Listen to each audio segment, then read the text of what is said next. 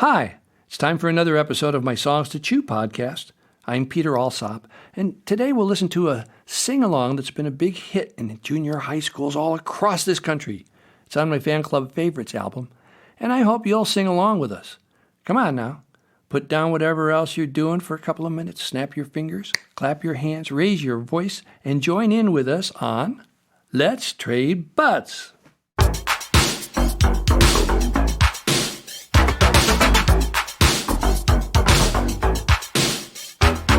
Let's trade butts, let's trade butts.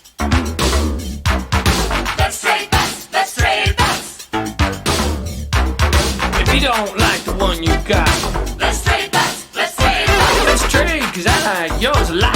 Let's trade butts, let's trade butts. I want to try a different kind. Let's trade butts, let's trade butts. And I like yours, you like mine? Let's trade butts, let's trade butts. Let's trade butts.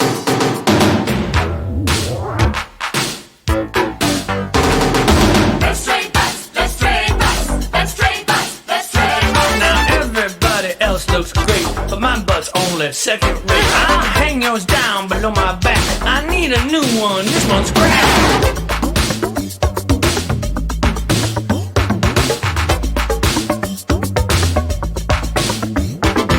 Let's trade butts, let's trade butts. Let's trade butts, let's trade butts. I wash mine every time I shower, so hey, let's swap them for 1 hour. Yo, let's test drive them for a week, then we can turn the other cheek. Let's trade butts, let's trade butts. Let's trade butts, let's trade butts. Now I looked around in lots of stores, they're hard to find those butts like yours. It looks brand new, don't you sit down, mine's broken in, it's been around. Let's trade butts, let's trade butts. Let's trade butts.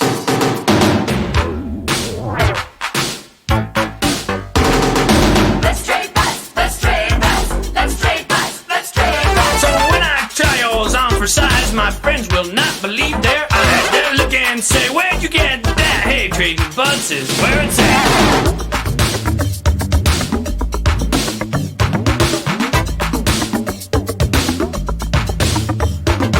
Let's trade butts, let's trade butts. Let's trade butts, let's trade butts. Yeah, some butts skinny, some butts fat. Let's trade butts, let's trade butts. But trading butts is where it's at.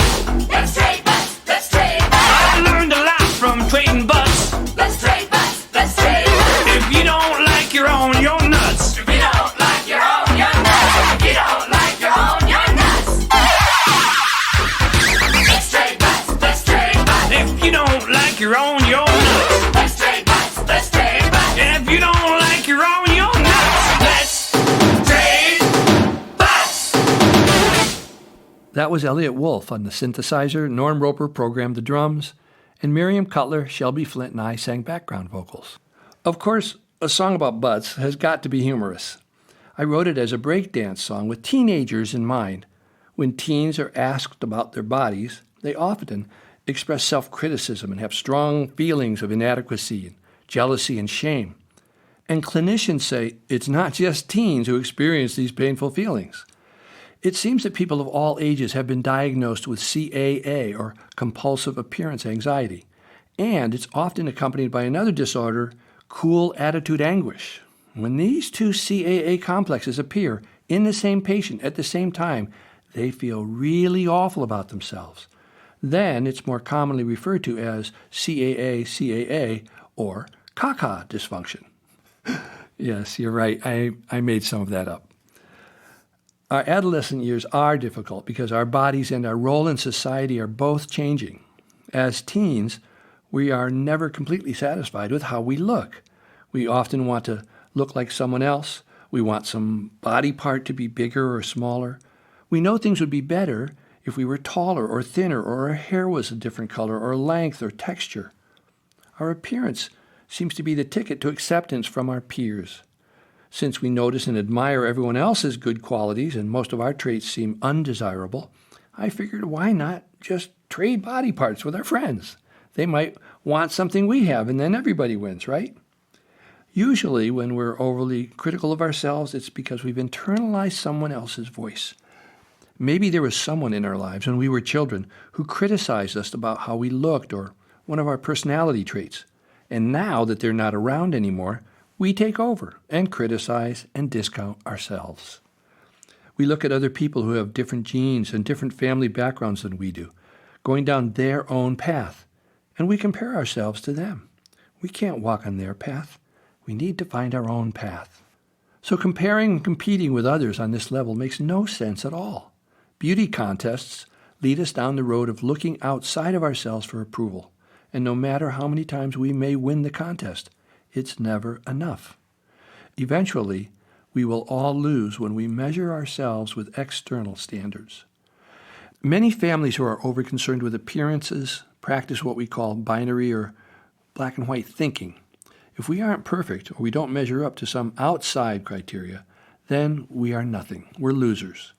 In families where there's a fear that others outside the family might find out about some of our family secrets, trying to look good all the time can become our main objective. We learn to maintain the appearance that everything is fine, and we do this in a number of ways, by always being funny, or by acting out and doing things that get us in trouble, or we obsessively strive to get approval for being the best, or perhaps we just withdraw and quietly struggle with our nagging sense of inadequacy. So underneath the humor of this song lurks the very real pain of feeling like we're never enough when we're just being ourselves. We're constantly aware of how we're presenting ourselves to others, and that's a lot of pressure. Because when we're not okay with ourselves, and we simply can't accept the very natural stages and phases of growth we go through, then the grass will always look greener when we look into other people's yards or at their bodies or their lives. And that's a recipe for painful depression for us. A friend of mine, Inam Shalati, who is living an incredibly full life giving to others in spite of her many physical hardships, asked me to address the fact that the appearance of one's butt is not really as important as how well your butt functions, because her butt doesn't function so well. And she wants me to tell you that folks who have functioning butts sure ought to be thankful that they work regardless of what they look like. Okay, this song also appears on my Songs on Sex and Sexuality album, part of my Professional Laughter series. I don't have a music video for this one yet, but if you've been inspired by the topic, please feel free to make your own home music video. You have my official permission to put it up on YouTube. I'd love to see what you come up with, so please send me a copy, I think. That's it for today. If you've been even mildly amused, please let your friends know about this podcast. Songs to Chew is free. I'm Peter Alsop, and I'll see you next week with another Song to Chew. Bye for now.